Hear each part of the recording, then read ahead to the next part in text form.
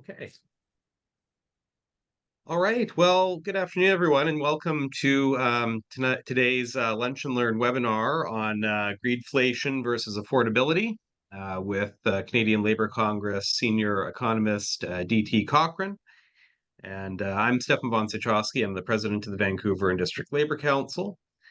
My pronouns are he and him, and I want to acknowledge that I'm hosting the Zoom for this event today from the unceded traditional territories of the Squamish, Musqueam, and Tsleil-Waututh First Nations.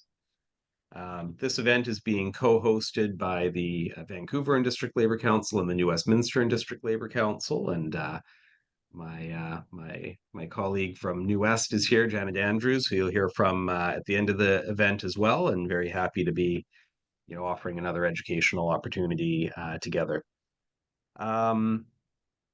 Janet and I saw a presentation by DT at the Canadian Labour Congress Winter School, and we were, we really felt that this is very important for our folks to be aware of what's going on, what's really behind the inflationary crisis that we're seeing, because we're fed a lot of lines about that, and it's very important, I think, to know what's really going on in that, and what are some solutions that we can be advocating for as a movement to actually tackle the root causes. And so thanks for being here today to hear about that, and hope that you'll take this education back to your members and your unions as well.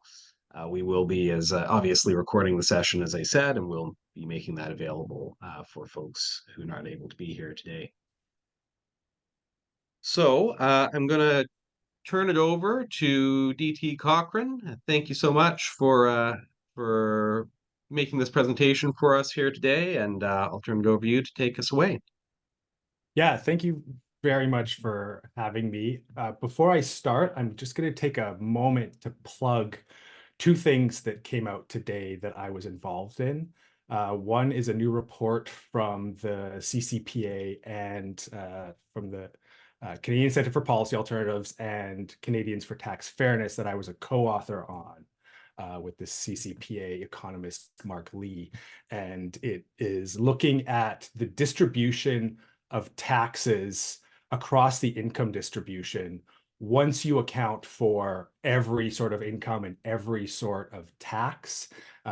People, they know that we have a progressive income tax system, but once you account for other types of income and other types of taxes, what we actually have is mostly a flat tax system. It's very softly progressive at the very bottom of the income distribution. It's largely flat through the middle, and then it gets regressive at the top end of the income distribution, such that the top 5% of incomes pay a lower tax rate than the bottom 95%.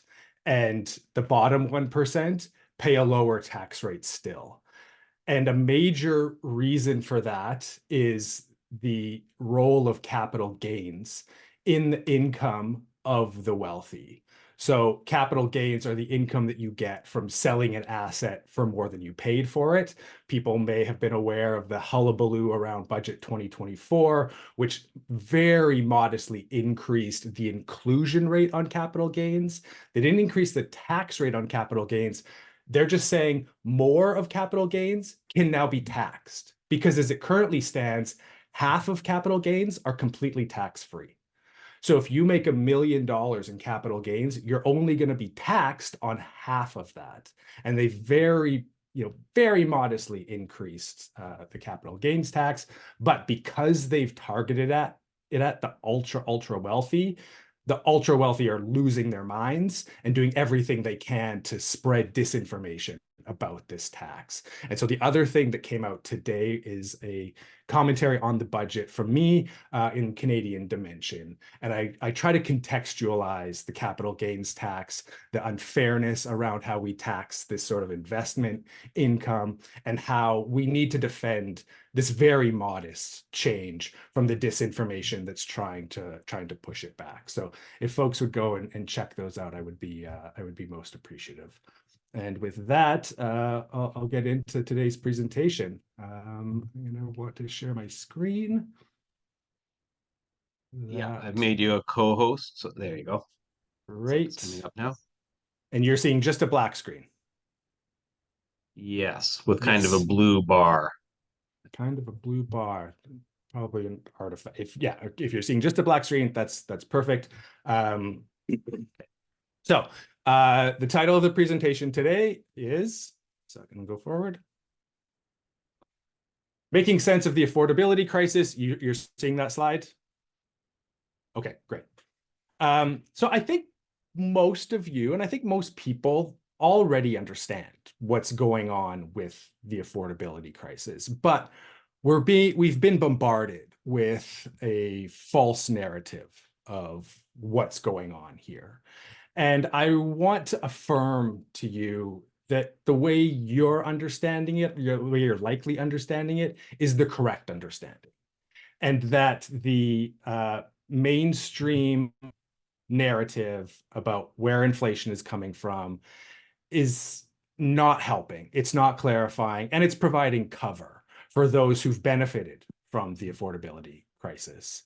It's also being used by those who want to return to austerity, that want to see more tax cuts, that want to see more cuts to government spending, that are telling us we need to, quote unquote, let markets work, that same old mantra. At best, this is misinformation by useful idiots, frankly. At worst, it's disinformation intended to muddy the waters so that we aren't fighting for the sorts of policies that we need to address the affordability crisis in a just manner.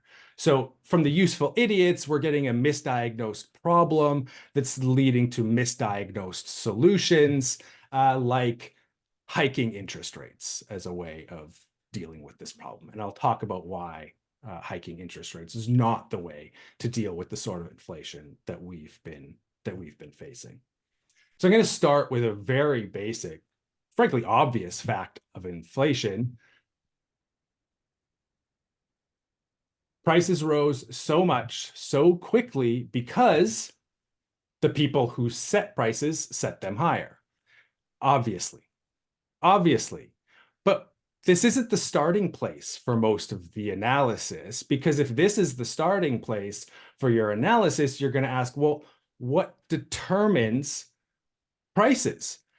How are prices set where they're set? And those that get to set them higher, why are they choosing to do so? What's facilitating their ability to do so? So this question, it seems like the kind of thing that economics should be asking, but it's not a prominent question for economics. There are, in the real world, complex determinants of supply levels, drivers of demand, and the relationship between them.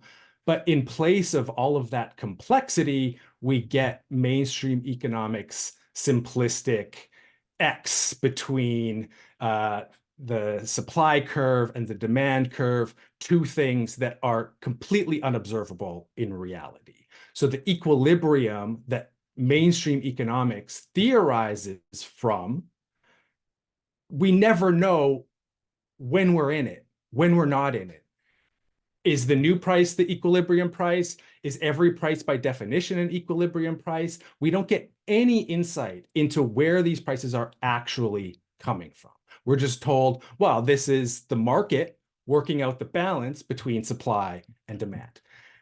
There is a notion of pricing power within this theory, but it's a limited sort of pricing power. It's understood to be temporary, and the solution for it from the mainstream perspective is that we need more competition. If there's pricing power that exists, we need competition to move prices back where the market wants to set them as the equilibrium between supply and demand.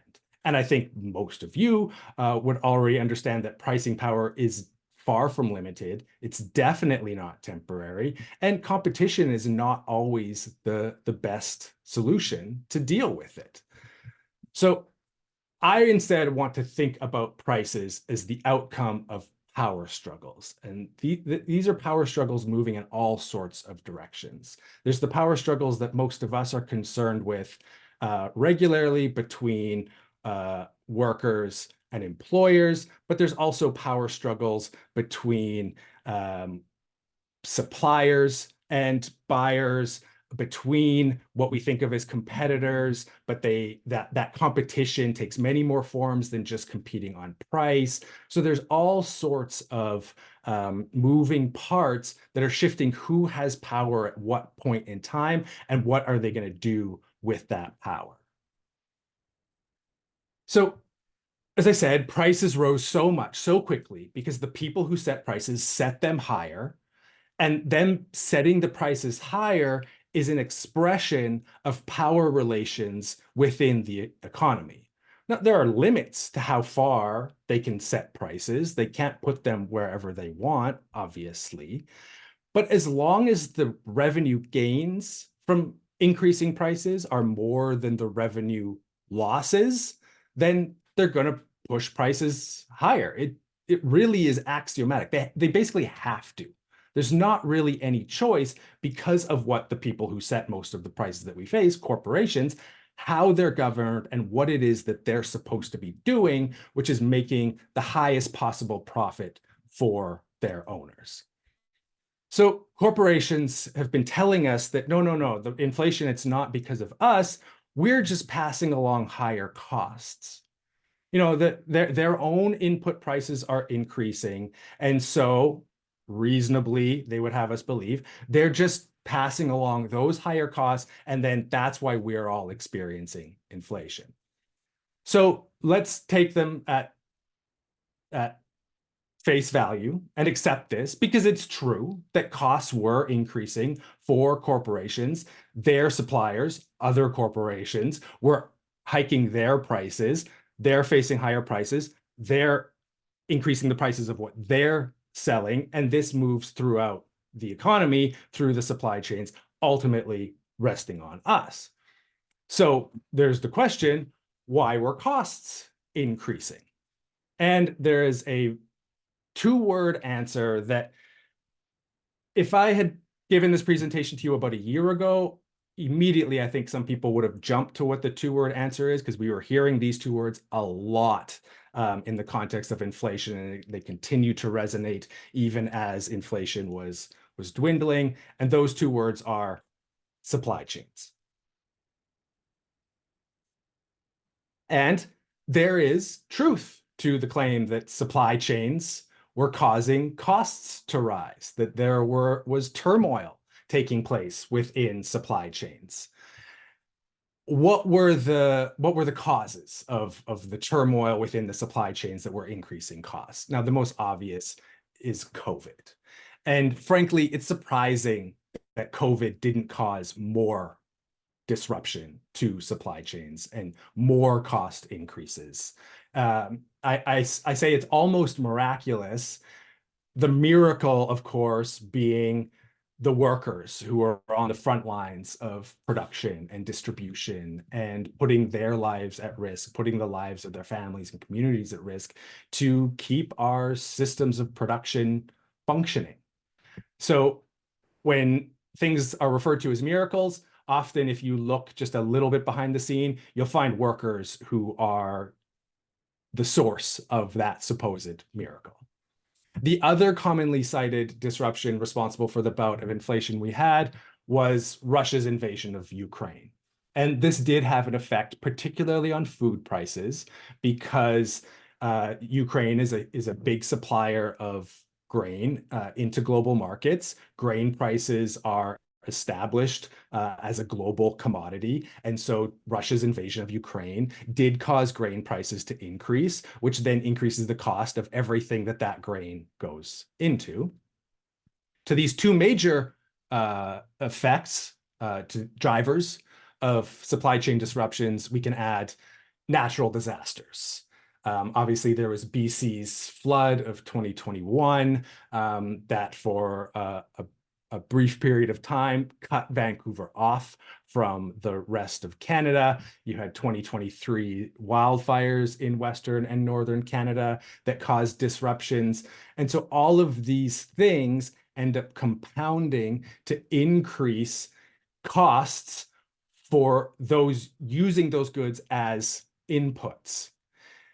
There are goods that get backed up in ports, they sit longer in warehouses, there's more waste, there's more spoilage. So this is increasing production costs that then are getting passed along as higher prices as the goods being produced become the inputs of the next stage of production. So as these rising costs move through supply chains towards consumers, this effect just gets compounded and compounded. And the higher price is ultimately paid by the final buyers of all goods and services, which are governments, not-for-profit organizations, and households.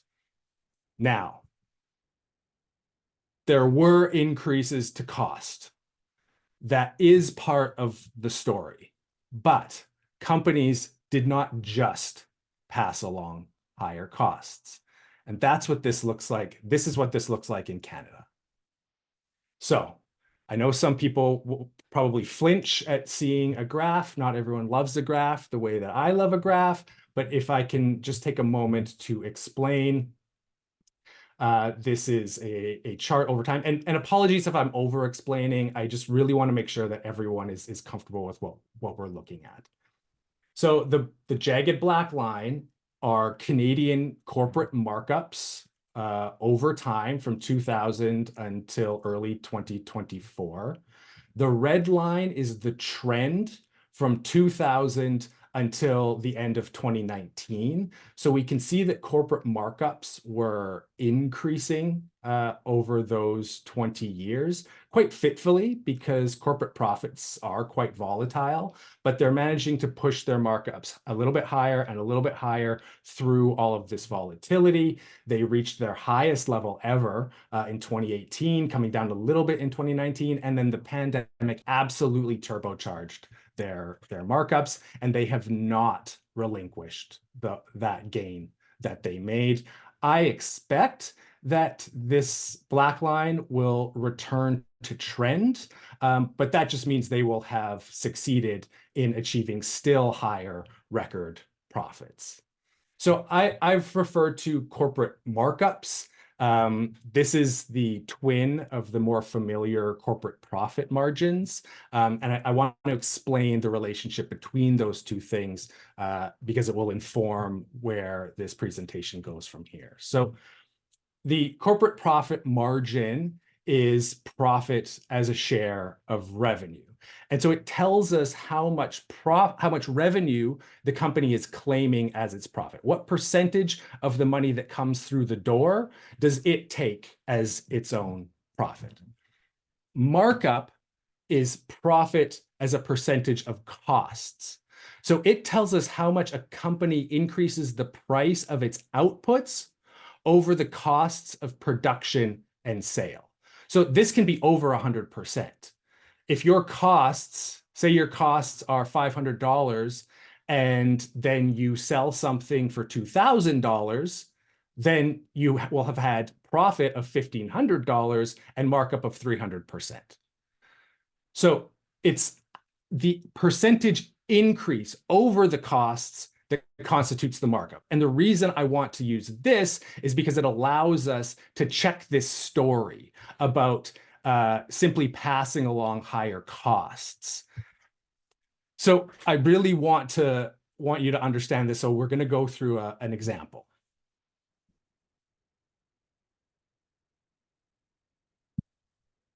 So company A has $1 million in hypothetical revenue. It has operating costs of $800,000, leaving $200,000 as profit. This leaves a margin of 20%. 200,000 divided by 1 million. Well, its markup is 25%. 200,000 divided by 800,000. So imagine that Company A sold 800,000 units. Each unit costs $1 to make and bring to market, and then Company A sells them for $1.25 each. So the markup is how much they marked up over the cost of production. So let's go back to the chart. The black line is their markup, how much they added on top of their costs of production, they did not just pass along higher costs, they increased the markup over that higher cost. So in the early 2000s, their markup over cost is about 7.5%. It's closer to 11.5% by the later 2010s, and now we're at 15%. So yes, there were material causes for inflation, but there weren't just material causes. Corporations weren't just passing along higher costs. And I want to plant the seed that no one says they get to pass along higher costs. They offered this excuse, and then it wasn't true. And so the pushback was on the fact that it's not true, that they're not just passing along higher costs. But what we also should have been pushing back on was this idea that they get to pass along higher costs. Part of the reason why we might excuse a corporate profit is because they can provide some price stability by absorbing changes in their input costs.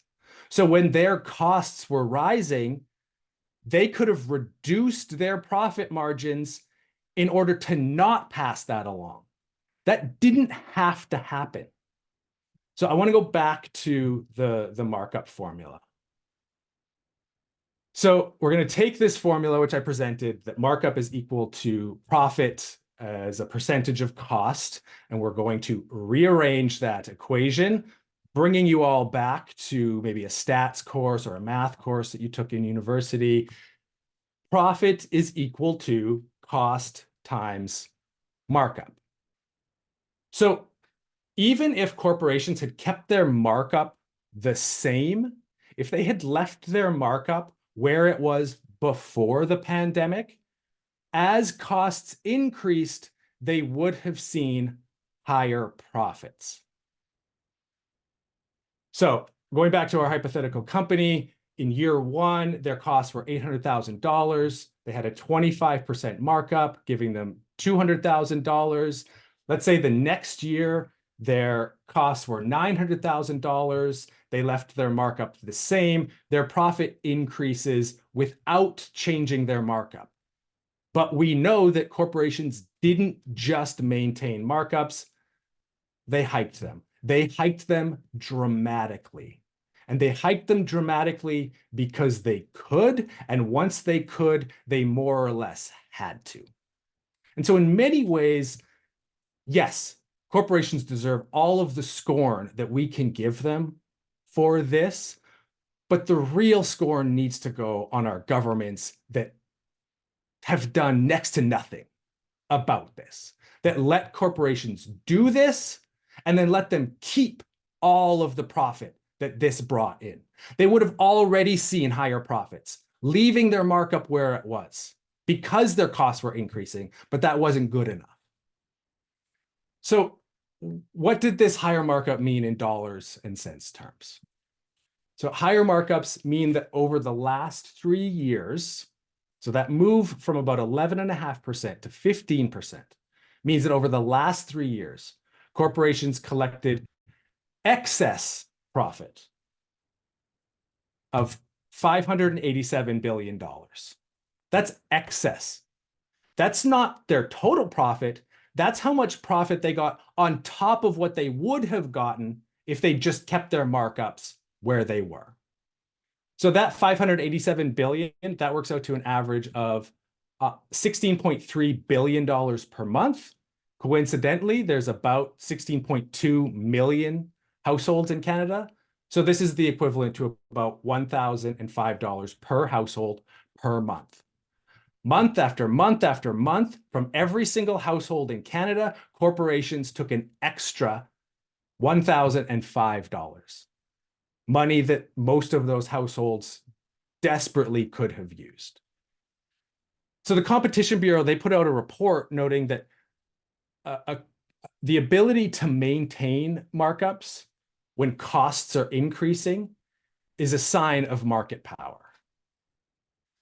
Because as costs increase, you shouldn't be able to pass along those higher costs, because then you're going to be pricing higher than your competitors and you're not going to be able to sell anything. But of course, that's not how markets aren't competitive in the way that economists think of them being competitive.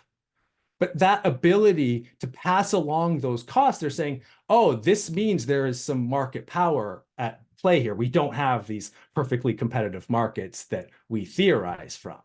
So there's not an automatic right to pass along higher costs. Now, if higher costs turn profits into losses, of course, companies will need to return to profitability, but highly profitable companies can absorb those higher costs by reducing their markups. So what if they had absorbed higher costs through lower markups?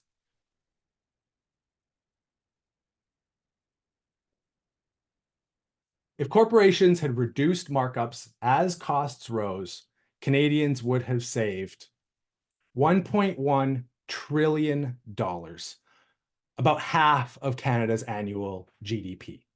This would have left companies with a lean but reasonable operating profit margin of 4.9%. It is low, but it's not a killer. To bring this, to give this a bit more concreteness, let's look at an example quite close to home, the major grocery chains. So here we have a bar graph.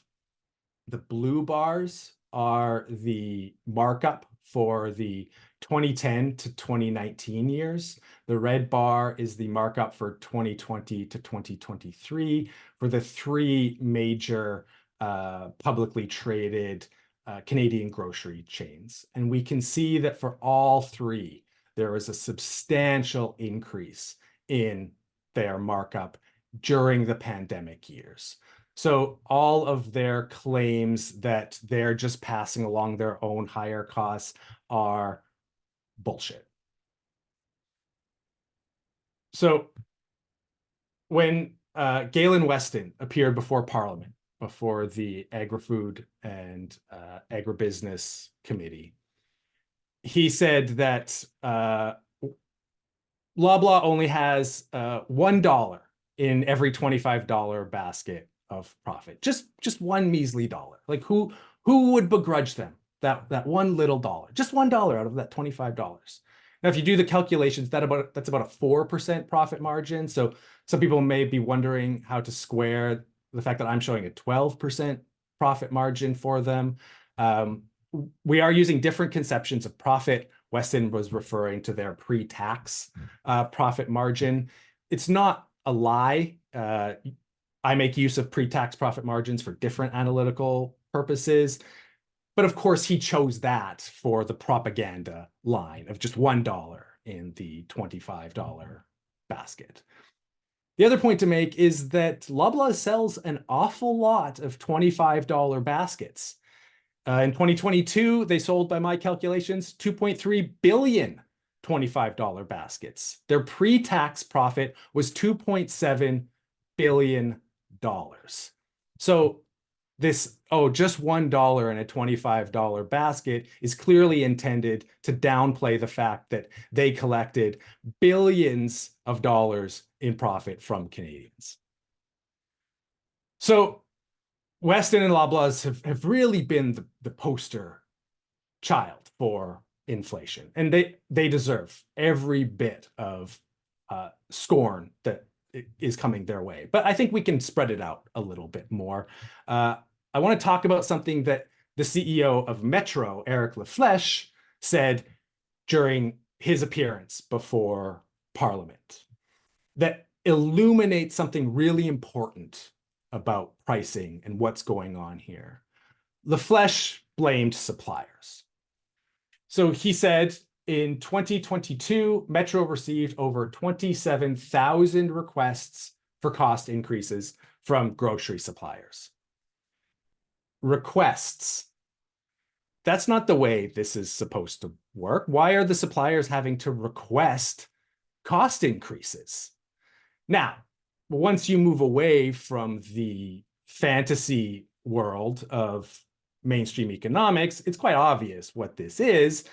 that Metro has contracts with its suppliers that establish prices over a period of time into the future. They're not spot negotiating. Sorry. Oh, not sure why that's happening. They're not spot negotiating the prices of the supplies every day outside of each store. They have contracts, and probably those contracts have conditions that if certain conditions are met, then they get to ask to increase their costs. Now, this highlights the importance of price stability because it's important to Metro that they know going forward what the costs of their inputs are going to be, just like all of us want to know going forward with some certainty what the costs of our inputs, the things we consume, what the costs of them are going to be. So price stability is extremely important. It also acknowledges the pricing power that Metro has, that suppliers have to come to them and say, please, can we increase our costs? Now, this gives me the chance to equip all of you with a rare but quite nerdy term from political economy. When I've given this presentation, I've heard audible like suck through the teeth like, oh my God, what's that word? That word is oligopsony. And we'll reach the definition in a step-by-step basis, starting with the more familiar term of monopoly. So everyone probably knows monopoly, and that means there's just one seller. And most of you are also probably familiar with oligopoly, which means there's just a few sellers. These are very familiar. Some people know the next term, and some of you may be getting ahead of me. That next term is monopsony, which means one buyer. So monopoly is one seller, and monopsony is one buyer. And so then oligopsony means a few buyers. And our grocery sector is both an oligopoly and an oligopsony. Let's look at grocery markups before the pandemic.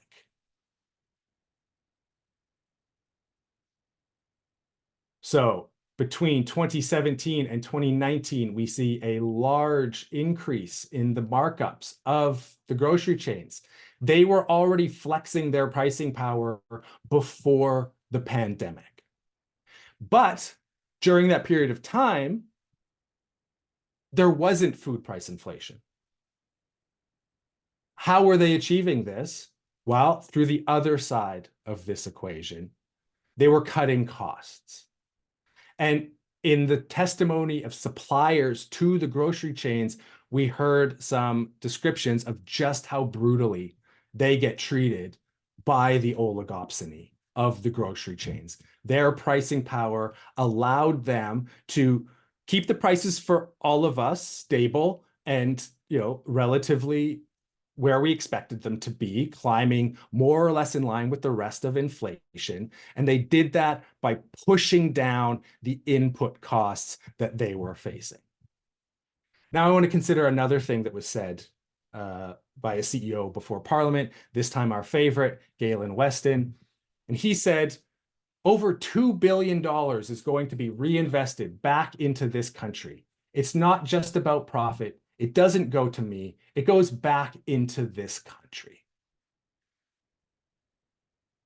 So Weston is doing two things here. One, there is, if you squint and turn your head to the side, an acknowledgement that profits go to the owners. That's where the profit is intended to go. Now he's saying, I'm not the only owner. It doesn't just go to me, but the Weston family owns about 1/4 of Loblaws. So a significant portion of the profits do go to Galen and his extended family. And between 2020 and 2022, the Weston family collected about $400 million in dividends, plus almost $900 million in share buybacks. So over $1 billion their family collected. That has nothing to do with the salary that Weston was paid as CEO. This is just the distributions that they receive as owners of 1/4 of Loblaws.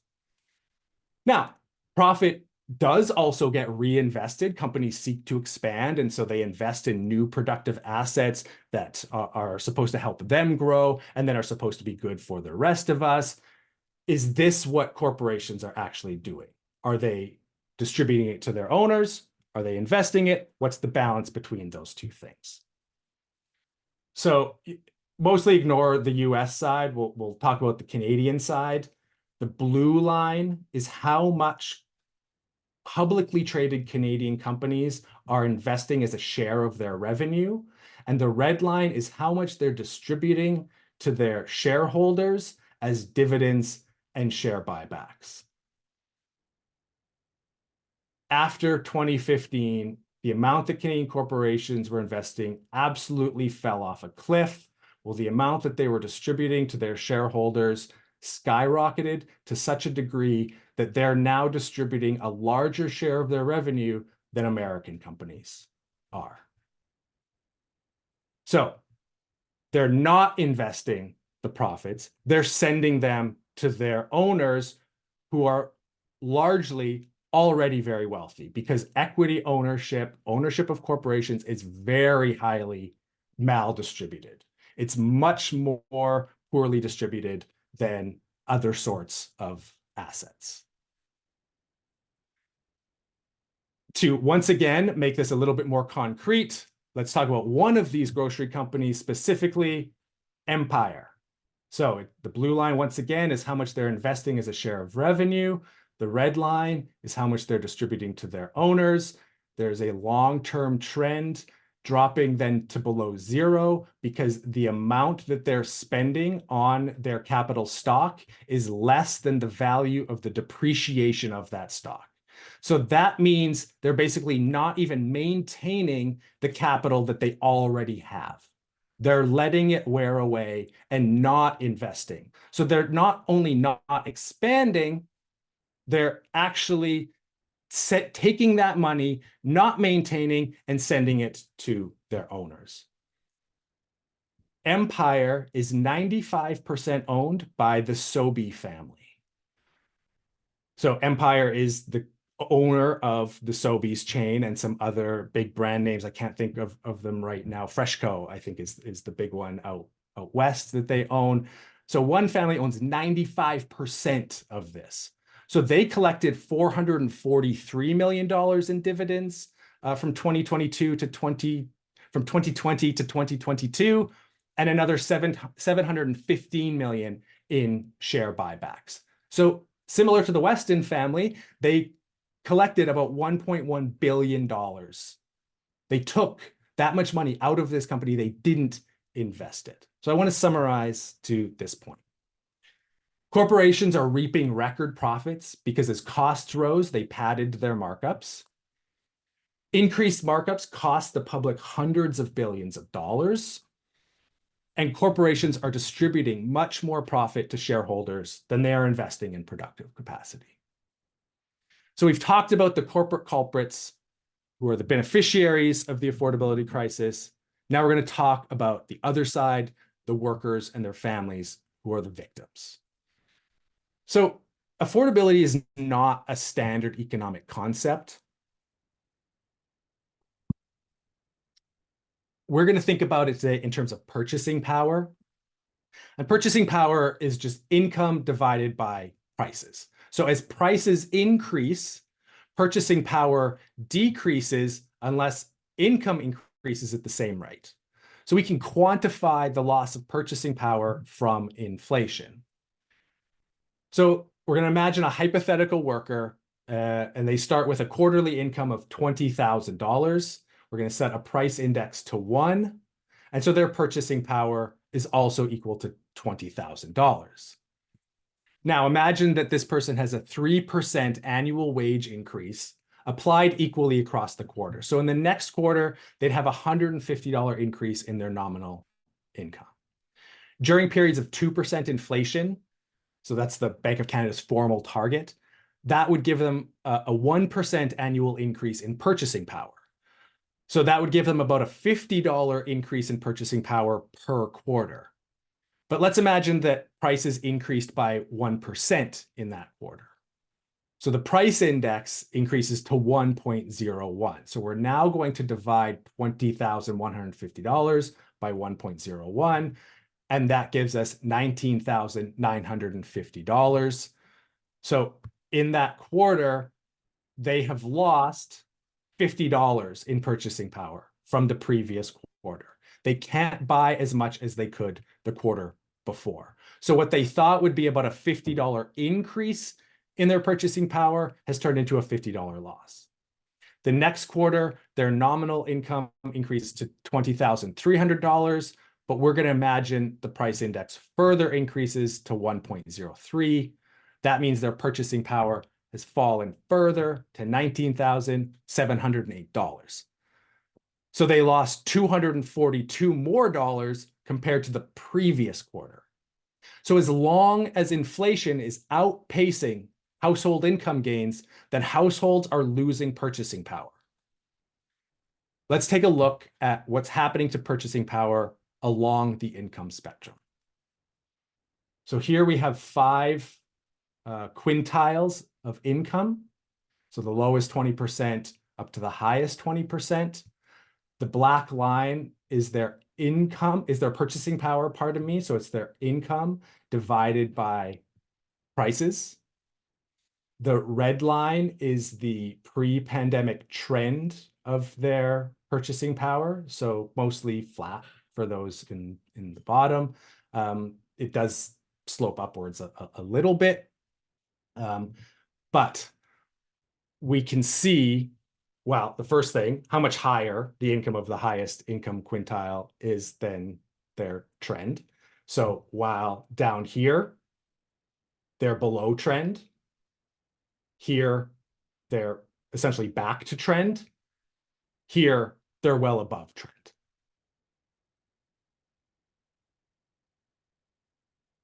I think all of this is quite compelling and tells us a lot about the political economy of Canada. And we're going to talk more about this chart and what it says. But I want this to sink in, how much harder inflation and the pandemic has hit those at the bottom, and how much those at the top have really already left the damage of pandemic-era inflation behind them. So coming back to our hypothetical, this is how much purchasing power was lost from one quarter to the next. So it was $242 lost from the previous quarter. So let's imagine that the next quarter, wage gains actually outpace inflation. So they once again get their $150 a quarter increase. Inflation has slowed. So now their purchasing power has increased to $19,837. And from the previous quarter, their purchasing power has gone up. So that's great. We should celebrate that. But that doesn't recover the previously lost income. What matters is the cumulative loss. So in cumulative terms, which just means adding together the income lost each quarter, by this quarter, they're still down.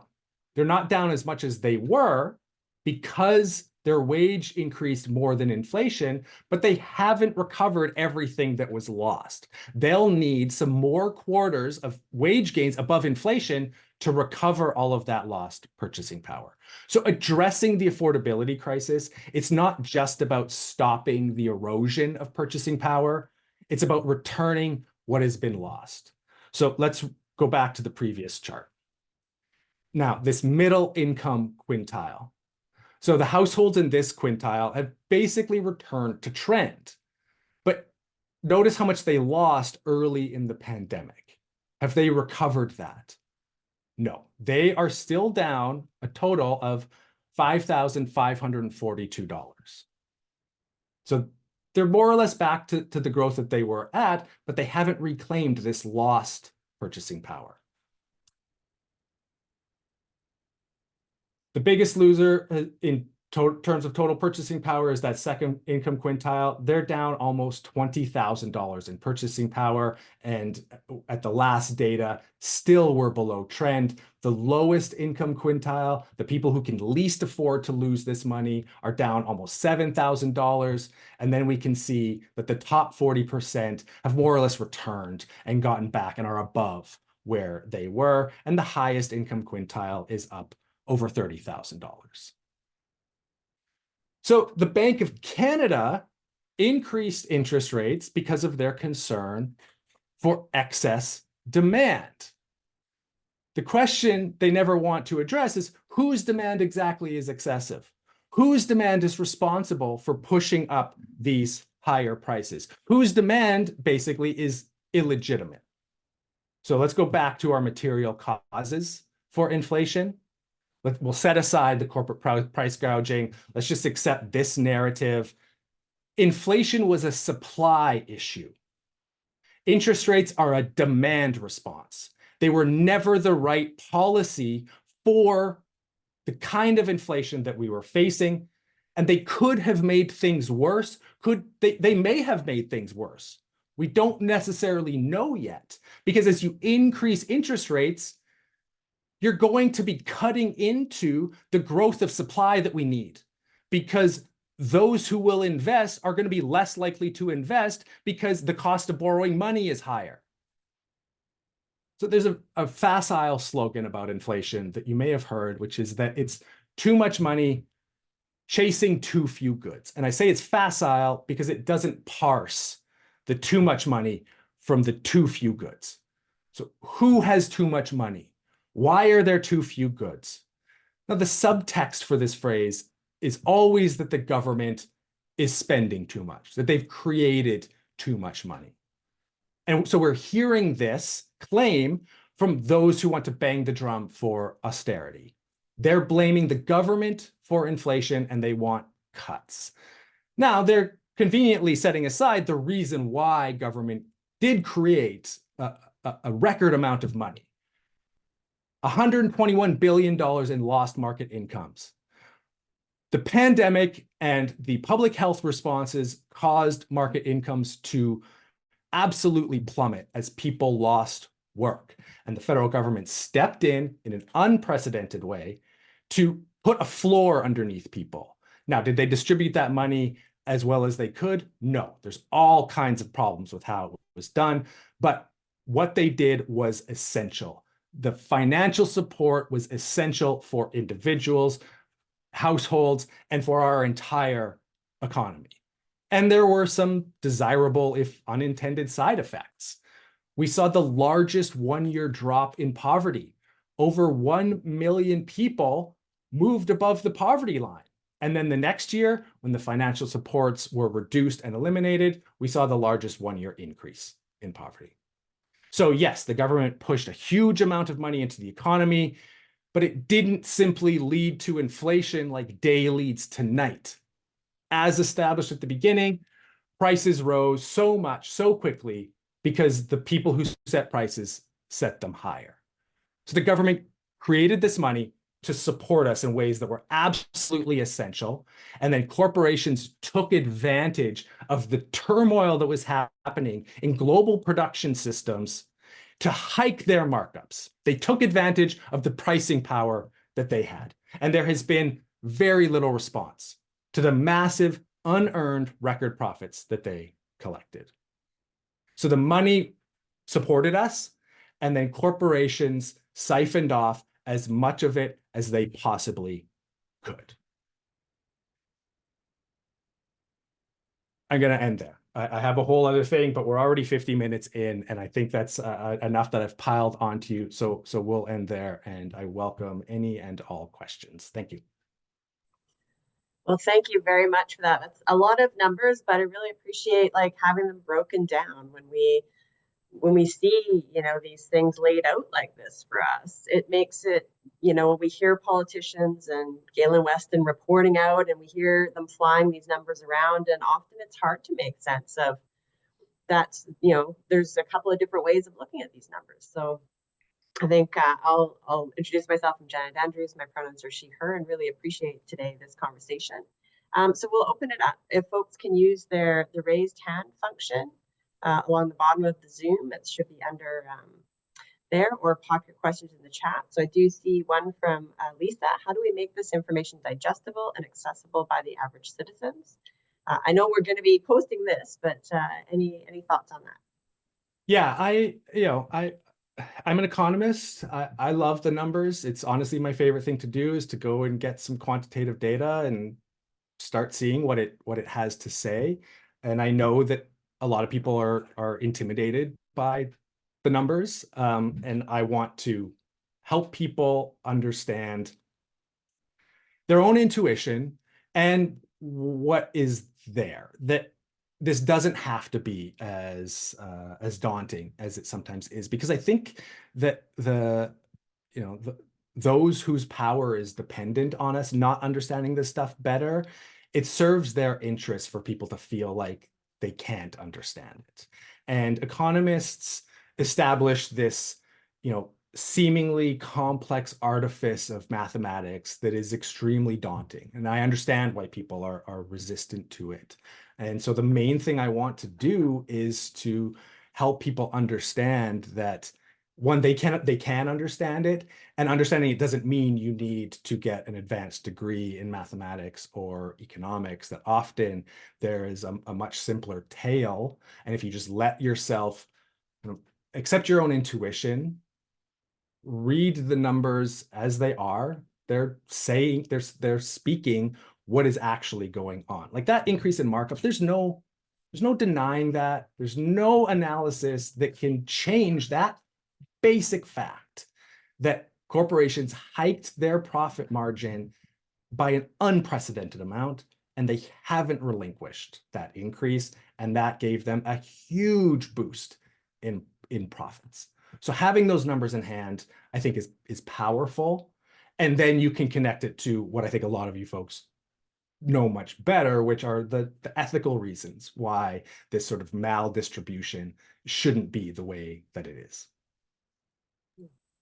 Yeah, thanks. And I think too, like some of these numbers are, you can really pull them out. Like for what struck me was that $1,000, and if that's $1,000 a year over 3 years, just think what we could do in our local communities. A lot of these companies seem to be big corporations that span the country. But, if I had $3,000 and I'm spending it here, that's local stores and things. So any other questions folks have, or looking for any other hands?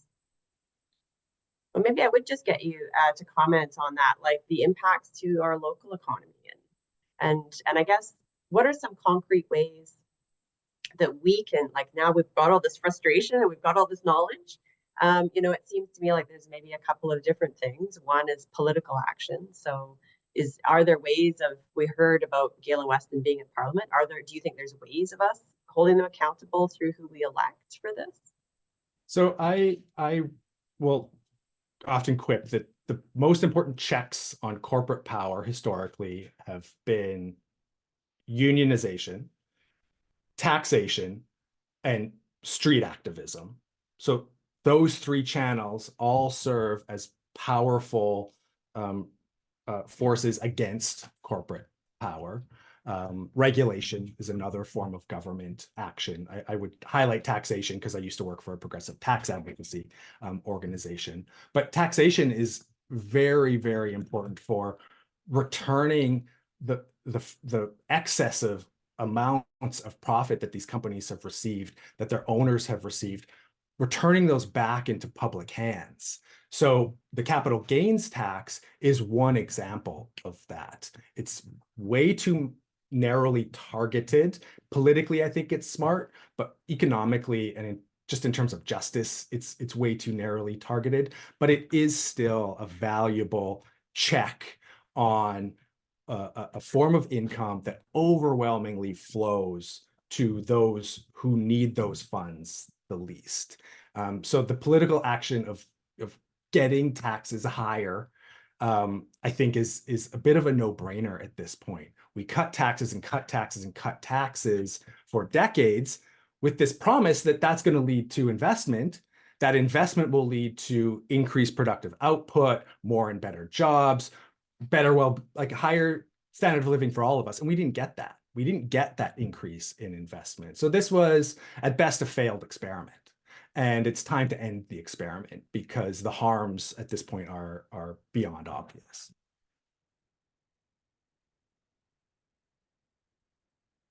You're muted. There we go. I should know better by now. Yes, we feel more trickled on than trickled down too. But I see we're right at time. I know folks have to go. There is a question in the chat about the charts and graphs. So I know we are taping this, and it will be posted on both the New Westminster District and the Vancouver District Labour Council pages. You'll be able to access that. But I wonder, Troy, can you tell us, like, can we follow you? Is there, like, are you on social media? Yeah. The CLC, I think, are probably a good place to find your information, your work. Yeah, I'm way too online. You can find me at DT Cochrane on Twitter.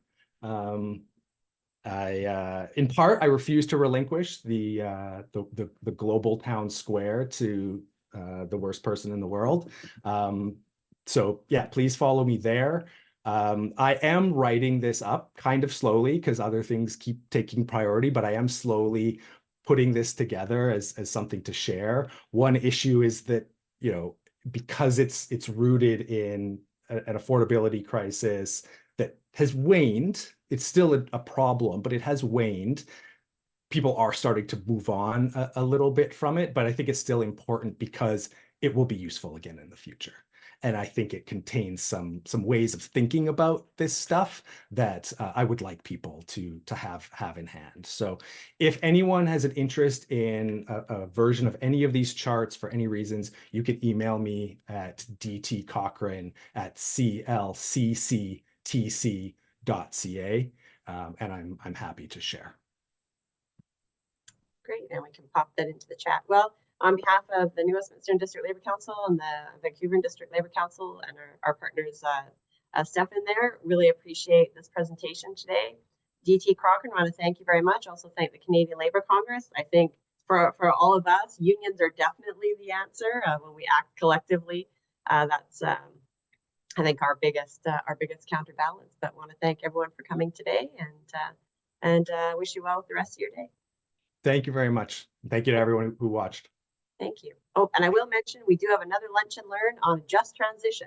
We'll have Alex from the CLC on May 1st, so you can find that on our channels as well. Or sorry, not May 1st, May 9th.